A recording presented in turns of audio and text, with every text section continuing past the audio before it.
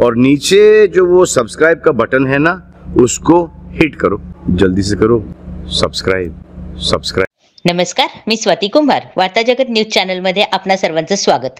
पिंपरी चिंचवड महानगरपालिका कर्मचारी महासंघाच्या वतीने मनपा कर्मचारी व त्यांचे कुटुंबीय आणि शहरातील गोरगरीब नागरिकांना सवलतीच्या दरात औषधे उपलब्ध करून देण्यासाठी पिंपरी चिंचवड महानगरपालिकेच्या स्वर्गीय यशवंतराव चव्हाण स्मृती रुग्णालयात पिंपरी चिंचवड महानगरपालिका कर्मचारी महासंघाचे महासंघ मेडिकल्स हे औषधांचे दुकान आज दिनांक 13/3/2024 रोजी पुन्हा सुरू करण्यात येत आहे। ही सेवा ना नफा ना तोटा या तत्वावर दिनांक 8 फेब्रुवारी 2015 रोजी सुरू करण्यात आली होती, परंतु न्यायालयीन प्रक्रियेमध्ये मागील काळात सेवा खंडित होती। आता महासंघ मेडिकलची सेवा सर्वांसाठी अविरतपणे सुरू करण्यात आली आहे, अशी माहिती पिंपरी चिंचवड मनपा कर्मचारी महासंघाचे अध्यक्ष श्री शशिकांत उर्फ बबनराव झिंजुडे यांनी दिली।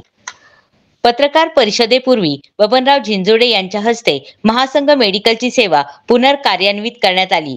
त्यावेळी पिंपरी चिंचवड महानगरपालिका कर्मचारी महासंघ आणि पिंपरी चिंचवड मनपा सेवक पतसंस्थेचे सर्व संचालक, सल्लागार व पदाधिकारी उपस्थित होते।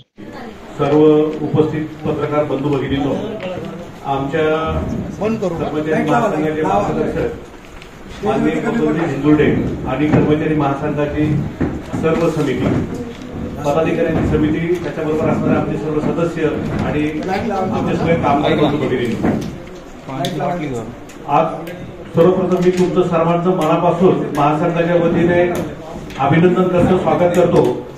महासंघाचं असणारं दूरदृष्टीचं एक काम म्हणजे महासंघ मेडिकल हे आज परत कर्मचाऱ्यांच्या सेवेसाठी ना नफा ना तोटा या बेसिसवर सुरू केलंय। त्याच्यामुळे तुम्ही त्या कार्यक्रमाला आवर्जून उपस्थित आहात, त्याच्याबद्दल मी तुमचं मनापासून स्वागत करतो, अभिनंदन करतो। मूळतः कर्मचारी महासंघाच्या माध्यमातून संचलित असणारे महासंघ मेडिकल सन 2000 साली लोकशाहीने निवडणूक झाली आणि त्या निवडणुकीमध्ये एक अमर चिंचोडे आणि त्यांचं सहकारी पॅनल निवडून आल्यानंतर त्या महासंघ मेडिकलचे त्यांनी ट्रस्ट बनवले आणि ही ट्रस्टला त्यांनी कुठल्याही प्रकारची मान्यता घेतली नाही।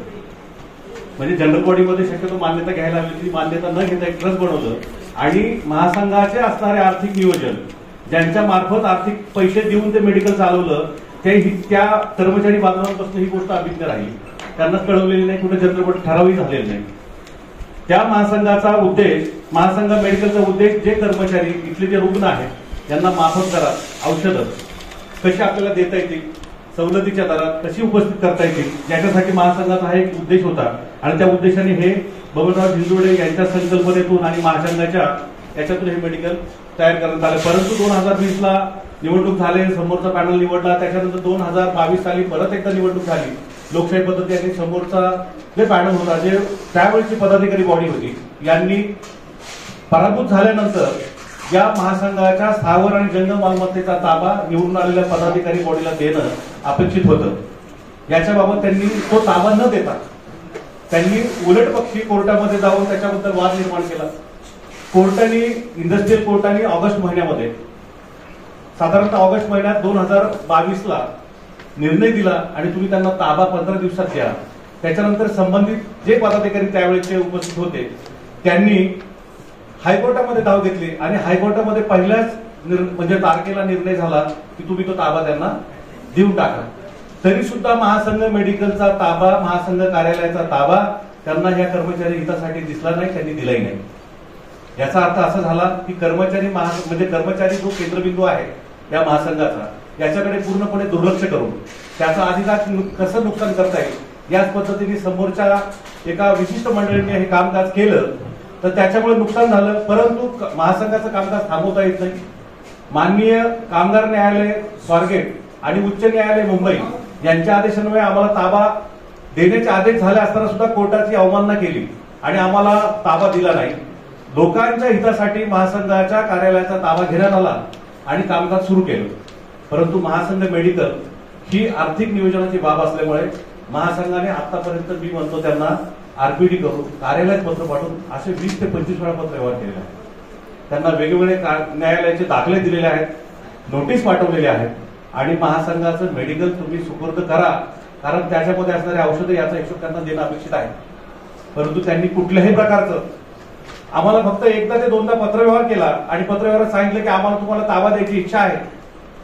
मग ताबा द्यायची इच्छा आहे तर आम्ही त्यांना पत्र दिलं उलट पक्षी की ताबा द्यायचं तर तुम्ही महासंघात ताबा देताना वाद निर्माण होणार नाही याच्यासाठी 2 मेडिकल जे ज्यांना फार्मासिस्ट आहेत, ज्यांना मेडिकल संदर्भात विषय समजतात असे 2 लोक, 2 पोलीस आणि त्या तात्कालीन जे काही अध्यक्ष असतील, सरचिटणीस असतील आणि आत्ताचे विद्यमान सरचिटणीस आणि अध्यक्ष यांना सुखासुखीने तुम्ही ताबा द्यावा असं विनंतीचे पत्र आपण त्यांना दिलेलं आहे. परंतु या सगळ्या गोष्टी बघत असताना त्यांनी कुठलाही त्यांच्याकडे कायदेशीर अधिकार नसताना अनधिकृतपणे हा ताबा ठेवला. नाईलाजास्तव होणारं नुकसान पाहून शेवटी महासंघाच्या पदाधिकाऱ्यांनी आणि महासंघ सदस्य आणि सगळ्या कमिटी निर्णय घेतला.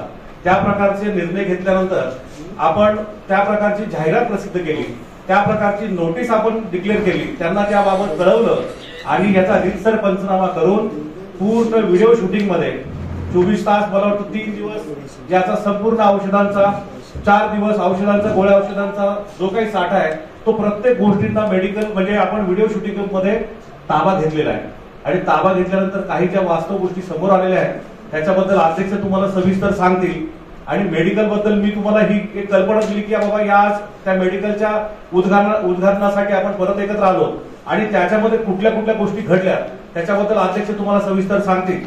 त्याच्यानंतर अजून काही प्रश्न आहेत जे महासंघाच्या संदर्भित आहेत त्याच्याबद्दलही अध्यक्ष तुम्हाला माहिती देतील आणि त्याचं कायदेशीर निराकरण करतील.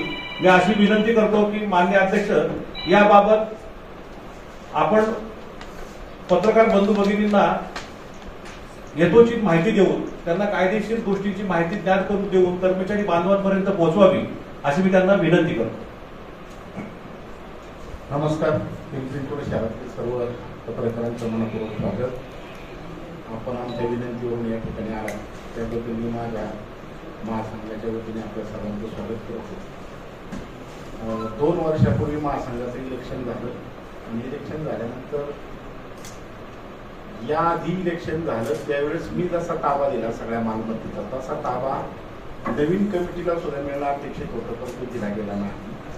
गेल्या 2 वर्षापासून फक्त कोर्ट कचेरी आणि वादविवाद अशा प्रकारचे प्रसंग या कर्मचाऱ्यांच्या नशिबी आलेले आहेत आणि कोर्टाने निर्णय दिल्यानंतर सुद्धा ताबे दिले जात नाही. याच्यातून एकच कळतं की अंबर चिंचवडे यांची वृत्ती ही कामगारांचं नुकसान करण्याची आहे आणि त्यांनी गेल्या 2 वर्षामध्ये या मेडिकलचा ताबा न दिल्यामुळे कर्मचाऱ्यांचं लाखो रुपयाचं नुकसान झाले. याशिवाय शहरातल्या नागरिकांना स्वस्त औषधं मिळत होती. ही स्वस्त औषधं सुद्धा कर्मचाऱ्यांना मिळण्यापासून कर्मचाऱ्यांनी इथले नागरिक असतील, इथले पेशंट असतील ते वंचित राहिलेले आहेत. म्हणून वारंवार पत्रव्यवहार करून साधारणतः 10 ते 15 वेळा आम्ही त्यांना वारंवार प्रत्येक महिन्यात आम्ही त्यांना पत्र दिले. कोर्टाचा निर्णय आल्यानंतर कोर्टाच्या निर्णयाचे दाखले सुद्धा त्यांना दिले की तुम्ही ताबा द्यावा. परंतु याच्यामध्ये साधारणतः 5-5.5 हजार औषधं होती आणि हा एक पैशाशी संबंधित विषय असल्यामुळं आम्हाला असं वाटत होतं की समोरच्या मंडळींनी समोर येऊन ताबा समोर उभं राहून द्यावा, परंतु ते कुठल्याही प्रकारे यायला तयार नाही. आम्ही पोलीस स्टेशनला कळवलं, त्यांनाही नोटीस दिली आणि मागच्या महिन्यामध्ये जानेवारी महिन्याच्या 9 तारखेला आम्ही हे मेडिकलचं दुकान पंचायतसमोर उघडून तत्पूर्वी आम्ही ते मेडिकलची मोजदाद करण्याकरता एक नोटीस लावली होती की आमचं हे मेडिकलचं सर्व मेडिसिन देणारी एखादी संस्था असेल तर तिने आम्हाला कळवावं. आम्ही तशी नोटीस या मेडिकलवरती ढकवली आणि त्याच्यातून कांकारिया नावाची एक व्यक्ती आमचं ते मेडिकलचं मोजदाद करण्यासाठी या ठिकाणी आली.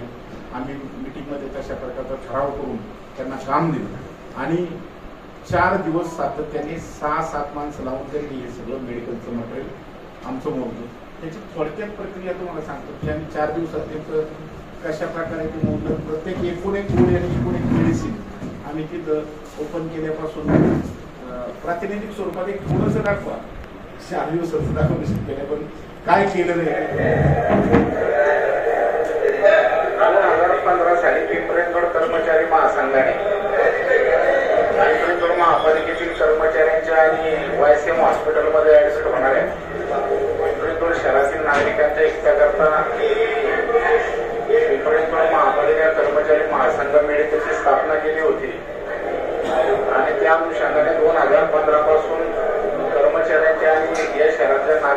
सेवेकरता हे मेडिकल कार्यान्वित होतं.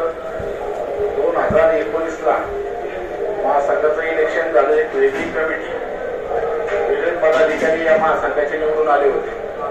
त्यावेळेस आम्ही तत्काळ मेडिकलचा ताबा देऊन ते मेडिकल चालू ठेवलं होतं. परंतु पुन्हा 2021ला इलेक्शन झालं आणि त्या इलेक्शन मध्ये आम्ही पुन्हा निवडून आलो. पुन्हा निवडून आल्यानंतर तत्पूर्वी जी कमिटी होती त्यांनी मेडिकल कर्मचारी महासंघ कामगार भवन याचा कुठलाही ताबा आम्हाला दिला नाही. आम्ही कोर्टामध्ये गेलो आणि कोर्टाने मागच्या वर्षी ताबा देण्याचे निर्देशही त्यांना दिले. त्या अनुषंगानं महासंघाचं ऑफिस कामगार भवन आम्ही ताब्यात घेतलं असलं तरी मेडिकलमध्ये साधारणतः हजारो आयटम आहेत आणि त्याचा ताबा देण्याकरता दोन्ही पार्ट्यांची गरज होती आणि समोरासमोर येऊन त्यांनी त्यांचे 2 प्रतिनिधी आणि आमचे 2 प्रतिनिधी या पद्धतीने ताबा देणं अपेक्षित होतं. या अनुषंगाने ताबा घेण्याकरता त्यांच्याबरोबर आम्ही वारंवार पत्रव्यवहार केला. कोर्टाची ऑर्डर असताना, कोर्टाचा आदेश असताना आणि आम्ही वारंवार केलेला पत्रव्यवहार हे सगळं असताना सुद्धा जी मंडळी मागच्या 2 वर्षापूर्वी निवडून आली होती, इलेक्शन मध्ये हरली होती, त्या लोकांनी पाठीमागच्या 2 वर्षाला आम्हाला मेडिकलचा ताबा दिला नाही. या मेडिकलमध्ये लाखो रुपयाची औषधं होती आणि याशिवाय मेडिकल बंद झाल्यामुळे कर्मचाऱ्यांचं आणि महासंघाचं आणि शहरातल्या नागरिकांना सुद्धा जी इथे सवलतीच्या दरात औषधं मिळतात ती बाहेर जाऊन विकत घ्यावी लागत होती. त्यामुळे त्यांचंही आर्थिक नुकसान होत होतं. या सगळ्या गोष्टींचा विचार करून परवा 9 जानेवारीला या महासंघाच्या मेडिकलचा ताबा घेण्यासंदर्भामध्ये आमची मिटिंग झाली मागच्या आठवड्यामध्ये सर्व नवीन निवडून आलेल्या कमिटीची आणि त्या मिटिंगमध्ये असं ठरलं की आता आपण मेडिकलचा लॉक करून ताबा घ्यायचा आणि त्या दिवसाचाही पत्रव्यवहार त्यांना केला होता की तुम्ही 11 वाजेपर्यंत मेडिकलवरती येऊन आम्हाला रितसर ताबा द्यावा. परंतु त्यांनी कसल्याही प्रकारचा प्रतिसाद दिला नाही. म्हणून नागरिकांनी 9 तारखेला सकाळी 11:30 वाजता त्यांची वाट पाहून आम्ही या मेडिकलचा लॉक करून ताबा घेतला. ताबा घेण्यापूर्वी आम्ही महासंघाच्या मिटिंगमध्ये ठरल्याप्रमाणे या सर्व मालाची मोजदाद करण्याकरता आणि त्याचा व्यवस्थित ताळेबंद करण्याकरता आम्ही आणि त्यामध्ये केलेलं आहे की मागच्या 2 वर्ष बंद असल्यामुळे उंदरांनी प्रचंड नुकसान केल्यामुळे तो माल पहिल्याच दिवशी आम्ही बाहेर काढून पूर्णपणे खराब झालेला तो माल होता. त्याची मोजदाद करून आम्ही तो माल बाजूला ठेवलेला आहे आणि हा जो आता तुमच्या समोर इकडे दिसतोय तो सगळा मेडिकल मधून जो माल खराब झालेला आहे किंवा त्याला असं म्हणता येईल की जो माल एक्सपायर झालेला आहे अशा प्रकारचा हा सगळा माल ह्या पिशव्यांच्या भरून ठेवलेला आहे. हा लाखो रुपयाचा माल आहे आणि हा लाखो रुपयाचा माल पूर्णपणे वाया गेलेला आहे. आता 2 दिवसामध्ये हे जे काही पुष्पक एंटरप्राइजेस आहेत येत्या 2-3 दिवसामध्ये आम्हाला त्या सगळ्या मालाचा ताळमेळ घेऊन आमच्याकडे देतील आणि 2 दिवसानंतर पुन्हा कमिटीच्या समोर हा सगळा विषय घेऊन मेडिकल चालू करण्यासंदर्भात पुढील कारवाई लवकरात लवकर करण्याचा आमचा प्रयत्न असणार आहे. गेली 4 दिवसामध्ये अतिशय चांगल्या प्रकारचं सहकार्य या पुष्पक एंटरप्राइजेसच्या संस्थेने दिले. त्यांचे गेली 4 दिवस सकाळी 10 ते संध्याकाळी 8 वाजेपर्यंत 5 लोक कंटिन्यू या मेडिकलमध्ये कार्यरत होती. पूर्णपणे माल खात्याने चेक केला आणि तो सगळा माल कॅमेऱ्यामध्ये चेक करण्यात आला. त्याच्यामुळं याचे सगळं रेकॉर्डिंग आम्ही ठेवलेलं आहे आणि हा सगळा जो पैसा आहे हा सगळा जो माल आहे तो कर्मचाऱ्यांचा आहे. त्याच्यामुळे त्या कर्मचाऱ्यांना याचा हिशोब देणं ते आम्हाला गरजेचं आहे. परंतु जे स्वतःला कामगारांचे समजतात त्यांनी मात्र पाठीमागच्या 2 वर्षामध्ये कामगारांच्या पैशाचं प्रचंड नुकसान केलेलं आहे आणि आज हा माल डोळ्यापुढं वाहत असताना हा लाखो रुपयाचा माल अशा प्रकारचा वेस्टेज गेल्यामुळं एखाद्या गरीबाला किंवा सर्वसामान्य माणसाला याचा प्रचंड उपयोग झाला असता. परंतु एका चुकीच्या मानसिकतेतून हा जो सगळा घडलेला प्रकार अतिशय निंदनीय आहे. निश्चितच या सगळ्याचा ताळेबंद करून या पुढील काळामध्ये महासंघाचे मेडिकल यापूर्वी जसं कार्यरत होतं या शहरातल्या नागरिकांच्या सेवेकरता आणि आमच्या कर्मचाऱ्यांच्या करता तसंच ते पुन्हा कार्यरत करण्याचं काम एका 8 दिवसात करण्याचा आमचा मानस आहे. परंतु सगळ्या प्रकारचा कारभार पारदर्शक आणि व्यवस्थित करण्याकरता ह्या गोष्टी गरजेच्या होत्या. त्या या पुष्पक एंटरप्राइजेसच्या टीमच्या वतीने आम्ही करण्याचा प्रयत्न केलेला आहे आणि येत्या 8 दिवसात आम्ही पुन्हा सेवेमध्ये दाखल होऊ. तर आम्ही कर्मचाऱ्यांच्या माध्यमातून हा सगळा माल मोजून घेतला. सुरुवातीला दुकान उघडल्या पीसी चालू करण्यात आला आणि त्या पीसी वरती 29,79,765 रुपयाचा माल हा स्टॉकला दिसत होता सॉफ्टवेअर मध्ये. आणि मग आम्ही माल मोजायला सुरुवात केली. ऐका ना अध्यक्ष, याच्यात आलेलं आहे, आमचे काही प्रश्न आपण घेऊ. तुम्ही जो ताबा पहिल्यांदा तुमच्याकडे होता, ती बॉडी निवडून आल्यानंतर तुम्ही त्यांना ताबा कशा पद्धतीने दिला त्यावेळेला? कामगार आयुक्त त्यांच्याकडे मागणी केली होती इलेक्शन पूर्वी आणि कामगार आयुक्तांनी हे मेडिकल कामगार आयुक्तांच्या ताब्यामध्ये 6 महिने होतं. त्याच्यामुळं मी इलेक्शन हारल्यानंतर मी येऊन ताबा देण्याचा प्रश्न शिल्लकच राहिला नव्हता.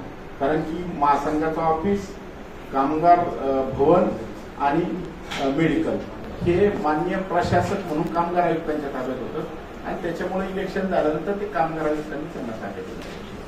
दुसरा एक मुद्दा याच्यामध्ये असा आहे की आता तुम्ही याच्यामध्ये म्हटलंय की 24 लाख रुपयाचं जवळपास नुकसान झालं आणि भरपाईबाबत संबंधितांवर योग्य ती कायदेशीर कारवाई करण्याची प्रक्रिया सुरू आहे. आता ती प्रक्रिया नेमकी कशी सुरू आहे? आणि दुसरा त्यालाच एक जोडून प्रश्न असा आहे की समजा हे नाही झालं तर याचं नुकसान कसं कोण भरणार, कोणाच्या याच्यावरती? मला ह्याच्यावरती सगळ्यात उत्तर द्यायचं ते जनरल बॉडीला कर्मचाऱ्यांच्या समोर. कायदेशीर प्रोसिजर म्हणजे एखादी माणूस चुकलाय का नाही चुकलाय हे प्रत्यक्ष पाहिल्याशिवाय तर कळत नाही. त्याच्यामुळे मेडिकल उघडल्याशिवाय मी कसले आरोप करू शकत नाही. आता मेडिकल उघडल्यानंतर त्याच्यातला माल किती खराब झालाय किंवा किती सापडला नाही ही वस्तुस्थिती माझ्या समोर आलेली आहे. ही वस्तुस्थिती मी आमच्या कमिटी समोर सुद्धा ही वस्तुस्थिती सगळी हे केलेली आहे आणि त्या अनुषंगाने त्यांना तशा प्रकारची नोटीस पाठवली. जो कागद आता तुमच्या हातात आहे तसंच आम्ही स्पष्ट जे काय तिथं घडलेल्या घटना आहेत ते सगळी नोटीसद्वारे त्यांना पाठवली होती. त्याच्यामुळे आम्ही कायदेशीर कारवाई आमच्या कमिटीच्या मान्यतेने योग्य ती कारवाई करणार आहे.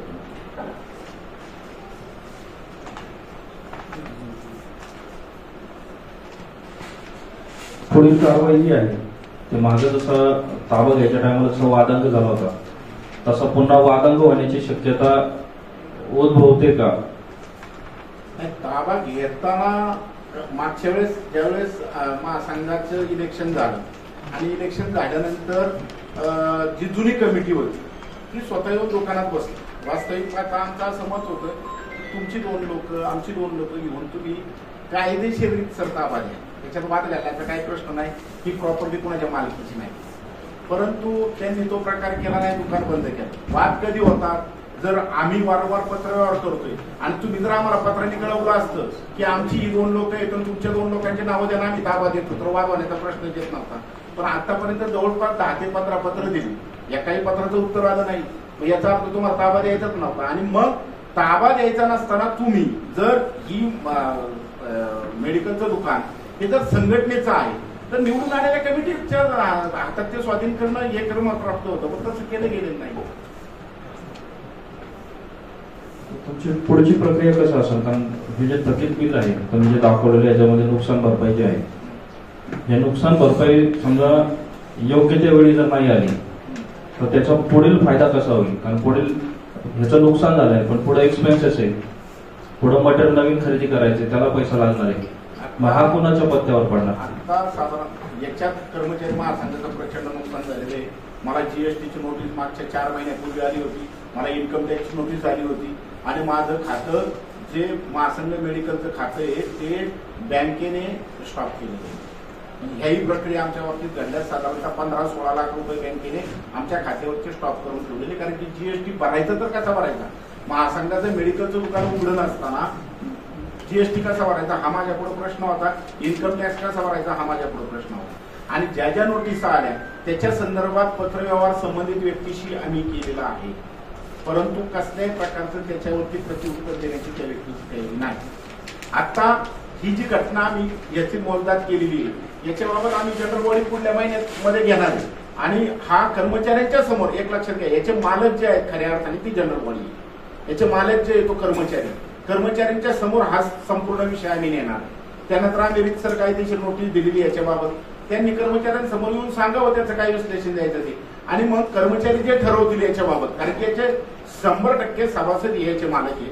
कर्मचारी आम्ही जनरल बॉडी पुढे ठराव ठेवू याच्याबाबत जे काही पुढील कारवाई करायची त्याच्याबाबत, आणि सभासद सांगतील त्याप्रमाणे आम्ही कारवाई. चिंचोडे सर काय सांगाल, आज बऱ्याच वर्षानंतर आज यशवंतराव चव्हाण हॉस्पिटलमध्ये पुन्हा एकदा मेडिकलचं उद्घाटन झालेलं आहे. काय नक्की प्रकार आहे की त्याला एवढा दिवस का उशीर झाला की त्याच्या उद्घाटनासाठी किंवा नागरिकांना त्या सेवेपासून अलिप्त राहावं लागलं? मुळात पत्रकार परिषदेला आपण सर्व पत्रकार आहात, त्याबद्दल मी महासंघाच्या वतीने आपल्या सर्वांचं प्रथमचं स्वागत करतो. 2000 साली महासंघाच्या निर्मितीनंतर महासंघाच्या माध्यमातून या शहरात कामगार भवन असेल, मेडिकल असेल, असे चांगले उपक्रम गेली जवळजवळ 15 वर्ष 2004 ते 2019 या कार्यकाळात अध्यक्ष असेपर्यंत घेण्याचा मी प्रयत्न केला. त्यातलाच उपक्रम म्हणजे हा मेडिकल चालू करण्याचा हेतू अतिशय चांगला होता की आपल्या कर्मचाऱ्यांनाही स्वस्तात औषधं मिळतील आणि इथे येणाऱ्या नागरिकांची सेवा सुद्धा महासंघाच्या माध्यमातून घडेल. या माध्यमातून या महासंघाचं मेडिकल 2015 साली मी अध्यक्ष असताना चालू केलं. 2019ला इलेक्शन झालं आणि त्या इलेक्शनमध्ये मला अपयश आलं. त्याच्यानंतर त्या काळामध्ये कामगार आयुक्तांच्याकडे मेडिकलचा ताबा होता, महासंघाचा ताबा कामगार आयुक्तांच्याकडे होता, आणि इलेक्शन झाल्यानंतर अर्थात नवीन निवडून आलेल्या कमिटीकडे तो संपूर्ण ताबा गेला. त्यांनी 2 वर्ष मेडिकल या ठिकाणी चालवलं असेल, त्याचा ताळेबंदही मला पाहायला मिळालेला नाही आतापर्यंत, कारण की त्याचा कसल्याही प्रकारचा ताळेबंद सुद्धा त्यांच्या काळामध्ये करून घेतला गेलेला नाही, ऑडिट झालेलं नाही. अशा परिस्थितीमध्ये ज्यावेळेस आमची कमिटी पुन्हा निवडून आली त्यावेळेस वास्तविकता हे जे दुकान आहे ते कर्मचाऱ्यांच्या कष्टातून उभं राहिलेलं दुकान आहे. निवड प्रक्रियेच्या माध्यमातून निवडणूक झाल्यानंतर आपण लोकशाही मानतो म्हणल्यानंतर लोकशाहीच्या माध्यमातून हा ताबा आमच्या नवीन निवडून आलेल्या कमिटीला देणं अपेक्षित होतं. वारंवार पत्रव्यवहार झाला, शेवट आम्ही कोर्टामध्ये अर्ज केला.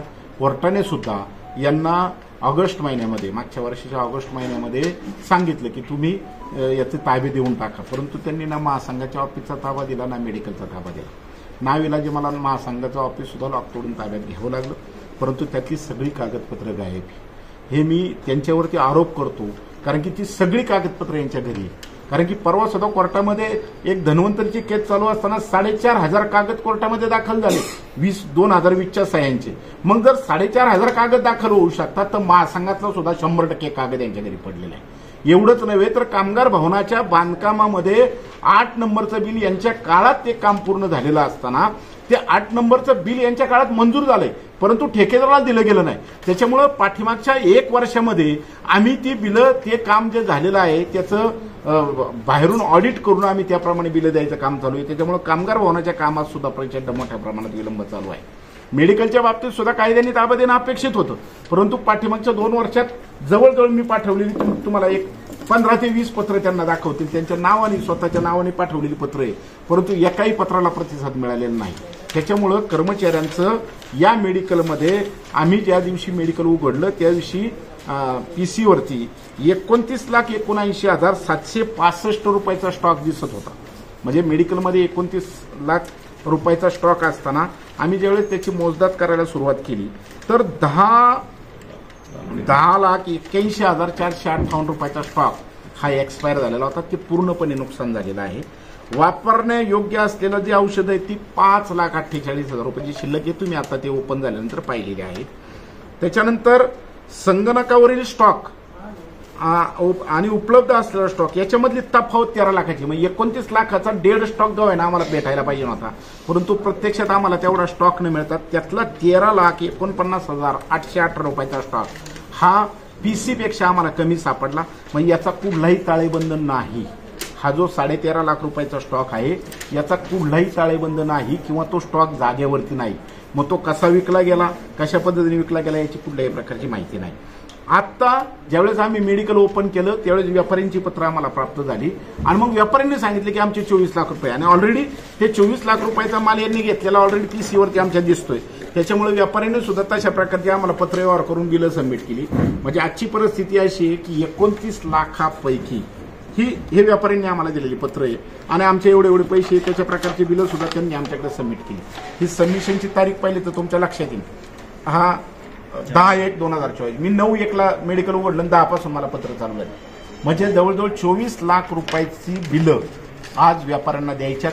मला GST भरायचा आहे, मला इन्कम टॅक्स भरायचा आहे आणि हे मेडिकल चालू करायचं. एका बाजूला 29 लाखाच्या मालापैकी फक्त 5 लाख रुपयाचा माल जिवंत राहिलाय. 24 लाख रुपयाचं मालामध्ये नुकसान झाले आणि 24 लाख रुपयाची बिले देणे पेंडिंग आहे. 48 लाख रुपयाचं एकूण नुकसान आहे विचार केला तर. दुसऱ्या बाजूने GST भरायचा आहे न चालवलेल्या दुकानाचा. हाही वादातीत मुद्दा आहे. आणि आज मला ही बिलं व्यापाऱ्यांची दिल्याशिवाय, कारण की यांची युनिटी आहे, व्यापाऱ्यांची सुद्धा युनिटी आहे, त्यांची युनियन आहे, ही बिलं पेड केल्याशिवाय मला कुठल्याही प्रकारचा माल मार्केटमध्ये मिळणार नाही. म्हणजे आज हे दुकान चालू करताना ही 24 लाख रुपयाची बिलं पहिली मला द्यावी लागणार आहे, तर मला दुकानात चालू करण्याकरता माल घ्यावा लागणार आहे. आणि ही सगळ्या अशा प्रकारची वाईट परिस्थिती आहे. एकूण पिंपरी चिंचवड महापालिकेच्या कर्मचाऱ्यांचं लाखो रुपयाचं नुकसान अंबर चिंचवडीच्या हेकेखोरपणामुळे झालेलं आहे असं माझं मत आहे. आणि त्याच्या एकट्याच्या हेकेखोरपणामुळे नाही, तर त्याच्याबरोबर काम करणारे, त्याच्याबरोबर निवडून येणारे जे सगळे लोक आहेत यांनाही मी नोटिसा पाठवल्या, तर पण त्याचाही कोणी विचार केलेला नाही. त्याच्या काळात जेवढी लोक निवडून आली होती मी सगळ्यांना नोटिसा पाठवल्या होत्या. ते आता इलेक्शन संपलं, आता तुम्ही हाताबा देणं गरजेचं आहे. परंतु गेल्या 2 वर्षापासून चाललेला हा सगळा विषय आहे. आणि मग वेगवेगळ्या विषयामध्ये या कॉर्पोरेशनमध्ये फाटे फोडून ही जो केलेला घोटाळा आहे तो लपवण्यासाठी अनेक प्रकारचे आरोप करायचे आणि लोकांचं डायव्हर्शन करायचं, अशा प्रकारची भूमिका गेली 2-4 महिन्यामध्ये चालू आहे. परंतु त्याच्यामध्ये कामगारांचं प्रचंड नुकसान झाले. कामगार भवनाच्या काम उशीर होण्याकरता सुद्धा त्यांच्या काळात जे बिल तपासून झालं 8 नंबरचं साधारणतः 3.25 कोटी रुपयाचं, ते बिल ठेकेदाराला दिलं गेलेलं नाही. मग आता मला कामगार भवनाचं काम चालू करताना ठेकेदाराचं बिल दिल्याशिवाय तर मी पुढलं काम करू शकत नाही. आणि त्या बिलावरती सह्या करायच्या कशा? कारण की एखादं काम दाखलेलं असतं. मग बरेचसे आम्ही त्याच्यामध्ये अतिरिक्त आयुक्त त्या याच्या अध्यक्ष असल्यामुळे मी त्या मिटिंगमध्ये सुद्धा विषय घेतले आणि अतिरिक्त आयुक्तांना सांगितले की हा विषय संपवला पाहिजे. म्हणून बाहेर दिसणारं जे सगळं आहे त्याची मेजरमेंट घेऊन आम्ही तशा प्रकारचं बिल मागच्या महिन्यामध्ये ठेकेदाराला दिलं. आणि जे खालचं अंडरग्राऊंड झालेल्या गोष्टी, समजा खाली PCC केलेलं आहे, तर त्याला कोरकट करून आम्ही त्यांची बिलं आता देण्याची तयारी दाखवली. कारण की बिलं तर द्यावी लागणार. त्याशिवाय आता माझं मागच्या आठवड्यामध्ये महासंघ कामगार भवनाचं सुद्धा कम्प्लिशन मिळालेलं आहे. मला कामगारांसाठी तेही खुलं करायचं. त्याच्यातही मला एक अडचण माझ्या समोर आलेली आहे. अध्यक्ष, ह्या निवडणुकी ज्या आहेत आपल्या महासंघाच्या, त्या कामगाराच्या म्हणजे नाही कामगार महासंघाच्या संकटावर येतात का काय, असं काही सांगता येईल का? किंवा त्याचे कायदे कुठे कमी पडतात का काय, असं काय? असं म्हणता यायचं नाही, परंतु कोर्ट खेळणं ही अतिशय सोपी बाब असते. त्याने कामगाराला न्याय मिळत नाही असं माझं गेली 20 वर्षापूर्वीचं मी आतापर्यंत या महापालिकेत 2001 ते 2004 या काळामध्ये शंकरराव गावडे यांनी अध्यक्ष म्हणून काम केलं आणि 2004 ते 2019 पर्यंत मी अध्यक्ष म्हणून काम केलं. कामगारांचे प्रश्न सोडवणं एवढाच महत्वाचा विषय होता. पण गेल्या 2-3 वर्षामध्ये ज्यावेळेस ही मंडळी सत्तेमध्ये आली त्यावेळेस धन्वंतरी कोर्टामध्ये नेऊन ठेवली. धन्वंतरी ही कोर्टात नेली. दुसऱ्या बाजूला कामगारांना सांगतात की आयुक्त धन्वंतरी चालू करायला तयार आहे, परंतु पाठीमागच्या युनियनला याच्यामध्ये इंटरेस्ट आहे. मला कळत नाही, निवडून आलेला माणूस तयार आहे आणि आयुक्त तयार आहे, तर कोर्टातली केस घेऊन आतापर्यंत तो विषय संपवायला पाहिजे नव्हता. पण प्रत्येक विषयाचं फक्त राजकारण करायचं आणि कर्मचाऱ्यांच्या जो हृदयातला विषय त्याच्याशी खेळत बसायचा, अशा प्रकारचा चाललेला हा गेल्या 2-2.5 वर्षाचा घटनाक्रम आहे. याच्यामध्ये कर्मचाऱ्यांचं लाखो रुपयाचं नुकसान झालं असं माझं मत आहे. याला जबाबदार कोण असणार आहे? याला जबाबदार हेकेखोरपणा आणि अंबर चिंचवडे, दुसरं कोण जबाबदार नाही. तुम्ही कुठले एक लक्षात घ्या, महासंघाचं इलेक्शन झालं, पहिल्यांदा तुम्ही कोर्टात अर्ज केला, मला निवडणूक मान्य नाही, कोर्टाने आदेश दिला की आता फेर मतमोजणी घ्या. मी तर सगळ्या गोष्टीला तयार झालो ना. एक लक्षात घ्या, फेर मतमोजणीला मी कुठं आव्हान नाही केलं. फेरमतमोजणीच करायची, तर फेरमतमोजणी झाली. फेरमतमोजणी झाल्यानंतर अपेक्षित होतं की तुम्ही हे सगळं खुल्या मनाने मान्य करसान म्हणून, परत अर्ज देतात, हेही मान्य नाही. म्हणजे याचा अर्थ फक्त कोर्ट खेळायचे आणि याच्यातून कर्मचाऱ्यांचं प्रचंड मोठ्या प्रमाणात नुकसान आता जे मेडिकल आपण परत सुरू केलेलं आहे त्यासाठी कोर्टाने आपल्याला काही परवानगी दिलेली आहे का? म्हणजे कोर्टाने त्यांनाच आदेश दिला ना, ताब्यात द्या. आता परवानगी तरी कसली घ्यायची? कोर्टाचा आदेश आहे का? आहे ना, आदेश आहेत ना, कोर्टाचे आदेश तुम्हाला मिळतील. याशिवाय इंडस्ट्रियल कोर्टाने आदेश दिल्यानंतर ते हायकोर्टात पण गेले आणि जजमेंट आहे ना, हायकोर्टात पण गेले. हायकोर्टाने पण सांगितलं त्यांना की ताबा दिला पाहिजे म्हणून. तुम्ही आता अध्यक्ष नाही. नुकसान भरपाई कशा प्रकारे वसूल केली जाईल? आता मी तुम्हाला सांगितलं की याची एक पद्धत आहे. हा महासंघ कर्मचाऱ्यांच्या मालकीचा आहे. एका योग्य पद्धतीने सामोरं जावं लागतं आणि मी कर्मचाऱ्यांच्या जनरल बॉडी समोर येत्या महिन्यात माझी जनरल बॉडी होणार आहे. जनरल बॉडी समोर हा सगळा विषय नेणार आहे. मी लिगली नोटीस त्यांना पाठवलेली आहे की ज्या घडलेल्या सगळ्या गोष्टी आहेत त्या लिगली नोटीस मी त्यांना पाठवून दिलेल्या आहेत किंवा देणार आहे आज संध्याकाळपर्यंत. आणि याच्यावरती निर्णय घेण्याचा जो अधिकार असतो तो जनरल बॉडीला असतो आणि मी रीतसर त्याच्या संदर्भामध्ये फॉलोअप घेऊन आमच्या कमिटीला पण अधिकार आहे, कमिटीच्या अधिकाराचा वापर करणार, पण अंतिम अधिकार आहे जनरल बॉडीला आहे आणि त्या पद्धतीने आम्ही त्याच्यातून पुढे जाणार आहे. अमर चिंचोडे तुमच्यावर आरोप करतात की तुमची हुकुमशाही चालते म्हणून त्या ठिकाणी असं पत्र काढलं. आता ह्या सगळ्या प्रकारांवर हुकुमशाही कोण करते हे पत्रकारांनी सांगावं. हुकुमशाही कशाला म्हणतात तेही मला कळू द्या.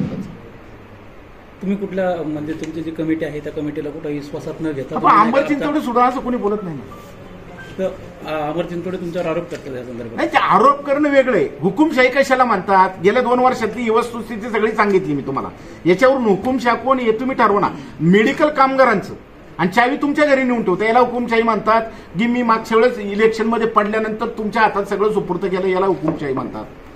नेमका हुकुमशाहीचा अर्थ पत्रकार बांधवांनी मला समजून सांगावा.